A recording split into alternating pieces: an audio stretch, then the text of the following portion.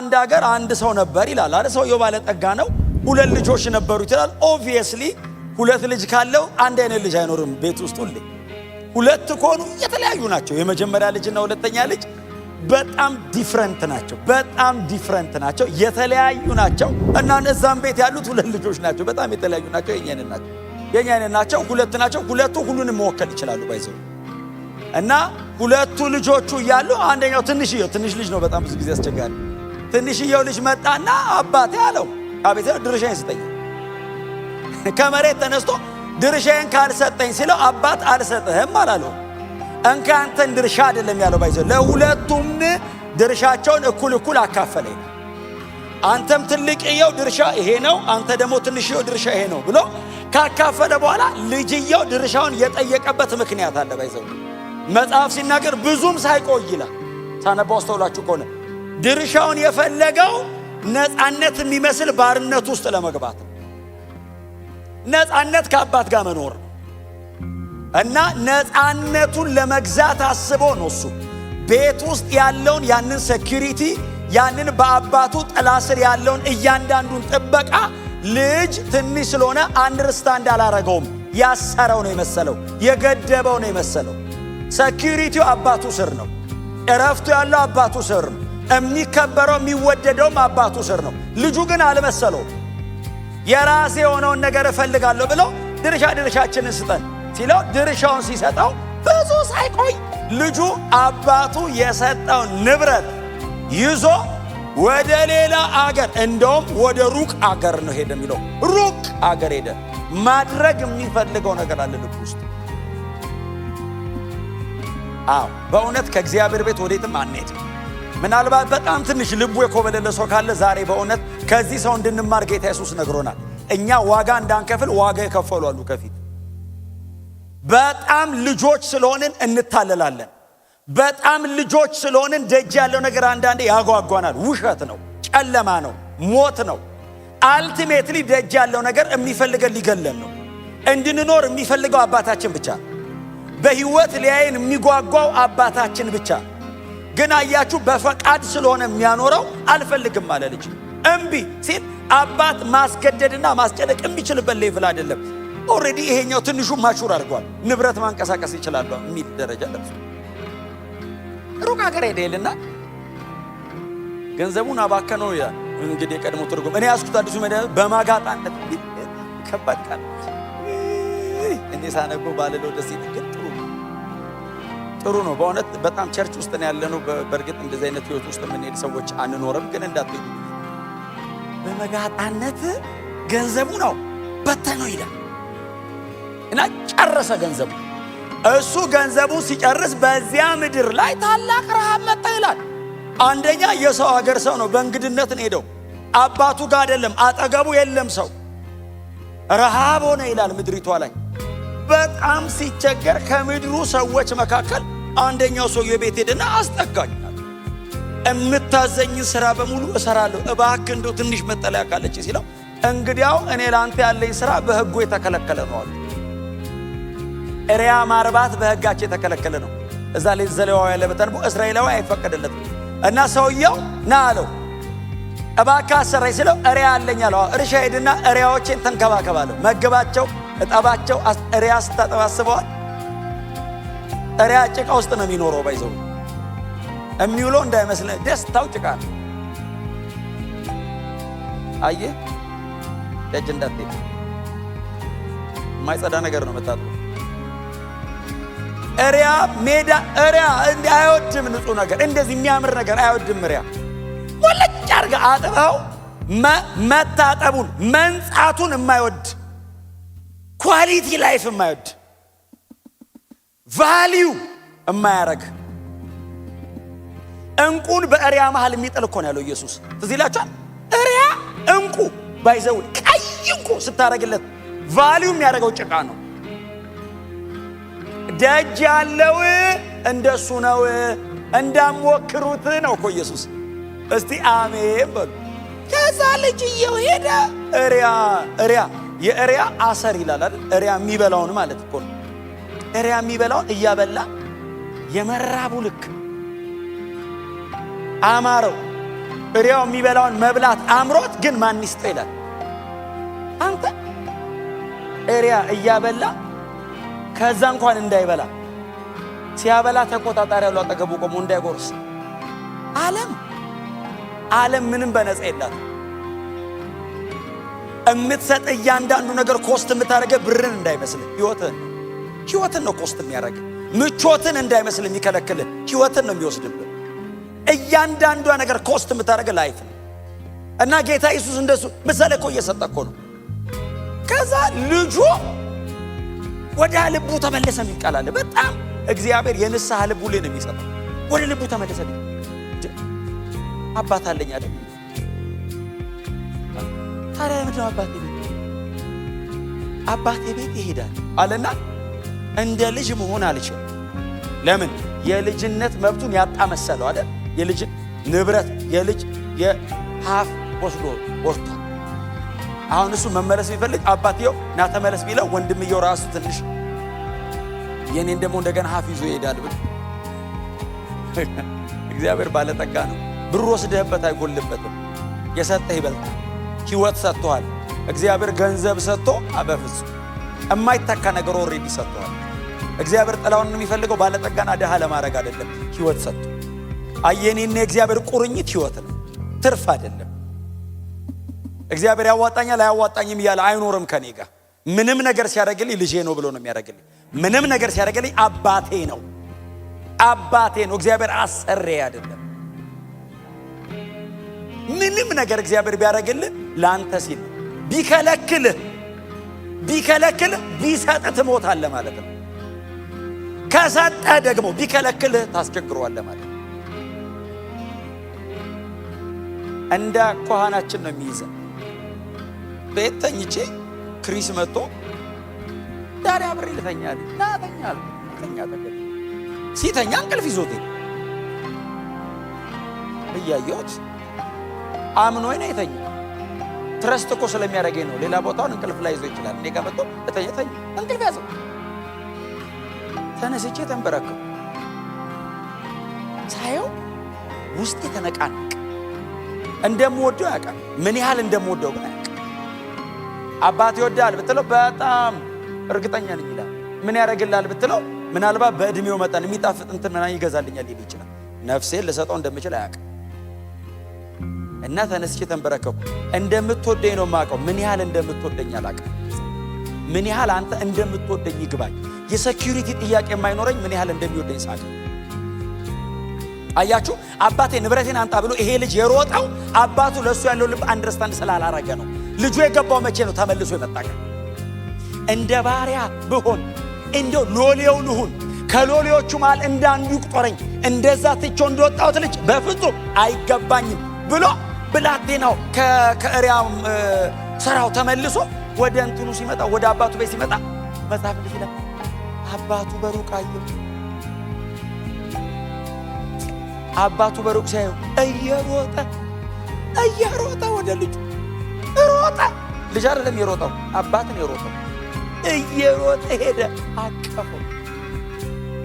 ሲያቅፈው ልጅ እንደዚህ አለው፣ አባቴ አለው። አቤት ሲለው አንተንና ሰማይን በድያለሁ አለው። ይሄ በደል አንተን ብቻ አይደለም እግዚአብሔርንም ነው። እንደዚህ አይነት በደል በድያለሁ። በቤት እንደ ልጅ ሳይሆን እንደ ባሪያ አርገኝ ሲለው አባት እንደዚህ ያለ አቅፎት። ባሪያና ልጅ የሚል ርዕስ የአባት ርዕስ አለ። አይ ልጅ ጋር ነው ያለው። ሪግሬት ጸጸት ውስጡ ስላለ እንጂ አባት ልጅ ባሪያ የማድረግ ፕሮግራም የለውም። ይመለስልኝ ነው። በእውነት በምንም አጋጣሚ ከእግዚአብሔር ሸሽቼ ሮጬ አምልጫለሁ የምትሉ ሰዎች ካላችሁ፣ አርነት መስሏችሁ ወደ ደጅ ሄዳችሁ ሰዎች ካላችሁ፣ ሞት ነው ያለው። የአባት ልብ አልተቀየረም። ዛሬም እነዚያ የፍቅር እጆቹ ተዘርግተው ኑ አምልኩኝ፣ ኑ ተጠጉኝ፣ ኑ እቅፌ ውስጥ ግቡ። እግዚአብሔር አጠገብ ስንሆን አያችሁ ያ ሙቀት፣ ያ ጠረን፣ ያ ሴኩሪቲ ሁሉ ያለ የእግዚአብሔር እጆች እንደተዘረጉ ናቸው። የጠፋውን መፈለግ እግዚአብሔር አያቆም። ያጣውን ልጅ ሁሉ ጊዜ ይጠራዋል። ደጅ ነው የሚያየው አባቱ።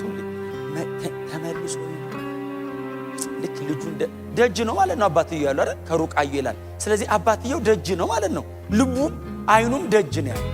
ሮጦ ሄዶ አቀፈውና እንደዚህ ያላቸው ጥሩ ልብስ አምጡ። ልጁ ልብሱ ተበላሽቷል። እሪያኗ ሲመግብ የከረመው አይ ጠረኑ ተበላሽቷል፣ ልብሱ ተቀዳዷል። ያ ከቤት የወጣው ልጅ አይደለም። ያ አባቱ የተንከባከበው የገረጣ ነው፣ የተበለሻሸ ነው፣ የቆሸሸ ልጅ ነው። ጥሩ ልብስ አምጡልኝ አለ። አጠቡት፣ ልብስ አለው። ጫማ አርጉልኝ አለ። ቀጥሎ ቀለበት አርጉለት። ቀለበት ማለት ባይዘዌ በእነሱ ዘመን ማህተማቸው ያለው ቀለበት ማለት የአባቱን ንብረት እንዲያስተዳድር የተመለሰ ቀን ባለመብጠት ይዤ ሄጄ አባክኛለሁ አለ። ለእሱማ ዋጋ ከፈል ካለው ከእሪያ ጋር ቀረበ። አገኘሁ እኮ ምን መስለህ ነው ያገኘው? ግን በተመለስክበት ቅጽበት ግን ልጅ ኢየሱስ ጌታ በመጣ ሞመንት ግን አው የኔ ልጅ ነህ፣ ቀለበቴን እንካ አውልቀ ነው ሰጥተኝ ሄድከው። አው ሌላ ነበር የፈለግከው። አው ና ይሄው እንካ ዛሬ ማዘጋጅቼን ያስቀመጥኩልህ አርገው ቀለበቴን። ከዛ እንደዚህ ይላል አይደል አባት ልጄ ሞቶ ነበር፣ የለም ሄዶብኝ ሞቷል ብዬ ነበር፣ አለ በህይወት ጠፍቶ ነበር፣ ተገኘልኝ። ኗ እናመስግን፣ ድግስ እንደግስ። ፍሪዳ አረዱ ይላል እንግዲህ የሰባውን ታላቅየው ሲቀልብ የከረመውን በሬ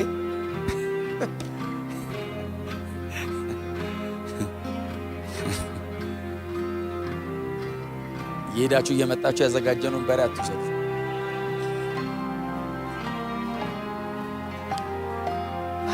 ተዋረዱ፣ እየዘመሩ እያመሰገኑ እያለ ትልቅየው መጣ ይላል።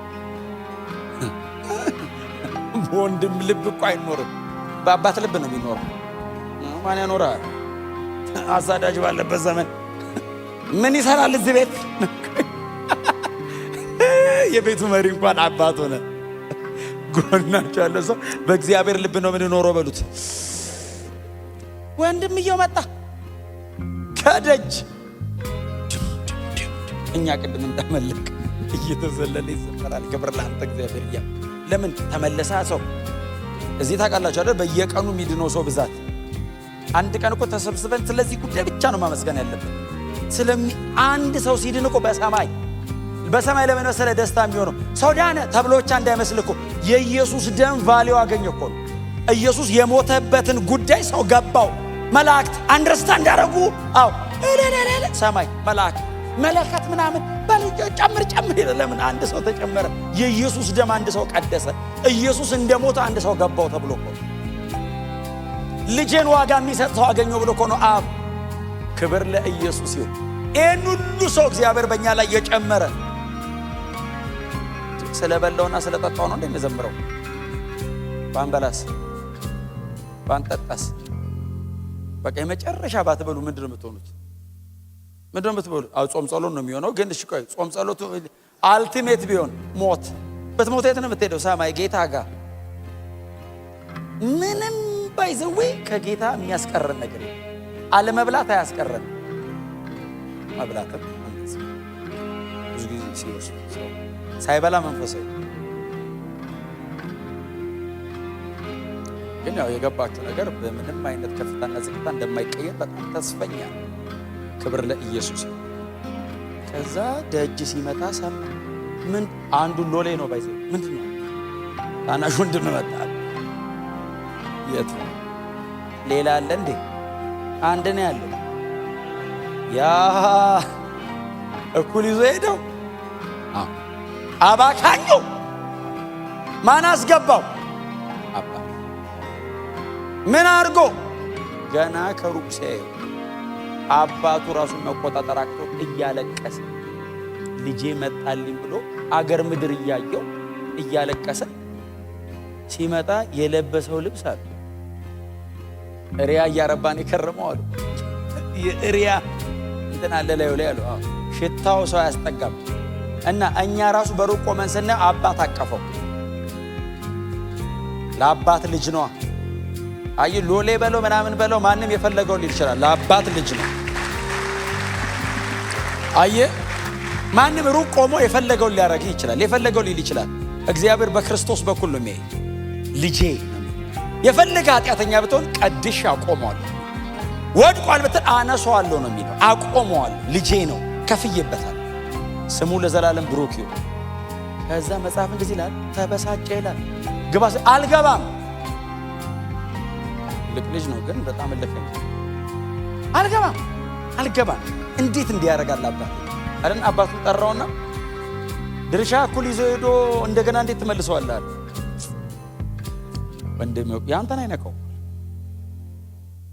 አይዞ የኔን ይነካል ብለህ ከሆነ ኧረ ይበቃል አለ። ይበቃል፣ መንግስቱ ሰፊ ነው፣ ምን ያገፋፈናል አና የሚል እኮ መዝሙር አለ። በእውነተኛ ምን እንደሚያጣልን እኮ ነው ግራ የሚገባኝ። ሰማይ እኮ ከምድር ይበልጣል። ሰማይ በጣም ትልቅ ነው። ብንሮጥ ብንሄድ አያልቅም።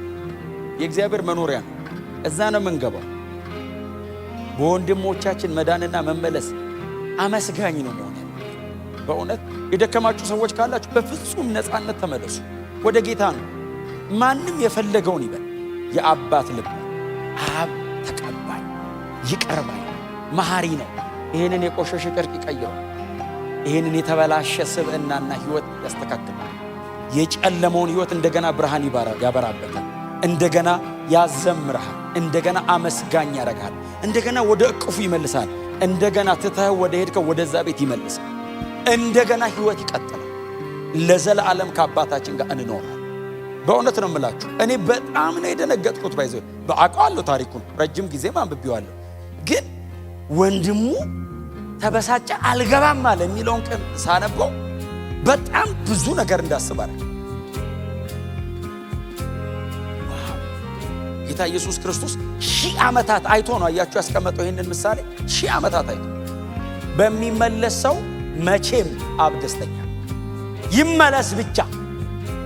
ላለመመለሱ የሚከፍለው ዋጋ ይሄው ይውጣ። የአሳማ ምግብ መብላት ፈልጎ አልቻለም ይባላል። ሁሉ ነገሩ ነው ዝብርቅርቁ የወጣው። ይዞ የሄደውን በሙሉ ነው ሉዝ ያደረገው። ሲመለስ በብዙ ጉዳትና ጸጸት እኮ ነው የተመለሰው። ቤቱ ውስጥ ከመጣ በኋላ እኮ የሄደው መንገድ እኮ ዋጋ አስከፍሎታል። እላዩ ላይ እኮ ምልክት እኮ አለው። አባት ግን በዛ መንገድ አይቀበለውም እንጂ ልጁ የከፈለው ዋጋ እኮ አለ። በጣም ዋጋ ከፍሏል። በጣም እግዚአብሔር ረድቶት ሳይሞት ተመለሰ እንጂ በዛ ቢቀርስ የመመለስ ልብ አይኖሮስ። በምንም አጋጣሚ ውስጥ ሆኑ ተመለሱ። ኑ ወደ ጌታ፣ ኑ ወደዚህ ጌታ። በእውነት በገንዘብ ብዛት፣ በስልጣን፣ በምንም አይነት መንገድ የማይገኝ ልጅነት እግዚአብሔር ጋር ብቻ ነው። ወዳጆቼ በእውነት ሞኝ ነበር ልጇን አያስተው ብዙ ብር ይዞ የሚኖር መስሎታል። የአባት ፍቅር ነው። ሰው ሲከበው ግርግር ሲፈጠር ያላንተ ማን አለ ምናምን ሲሉት ውሸት።